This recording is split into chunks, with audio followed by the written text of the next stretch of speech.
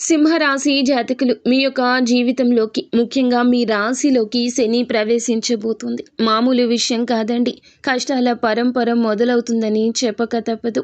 ఈ పనులు ఖచ్చితంగా చేయండి, శని శాంతిస్తాడు అంటున్నారు పండితులు. శని ప్రవేశించిందంటే ఏ రాశిలోకి అయినా కూడాను చాలా ఇబ్బందులు, కష్టాలు, ఆర్థికమైన కష్టాలు, గొడవలు, ఇబ్బందులు ఎన్నో వచ్చి మనిషిని హింసించి ఇబ్బంది పెడతాయి.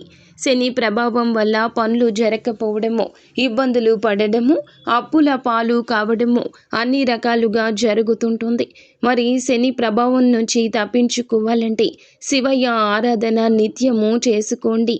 అలాగే శనివారం పూట నలుపు వస్త్రాలు వేయొద్దు. ఉపవాస దీక్ష చెయ్యండి.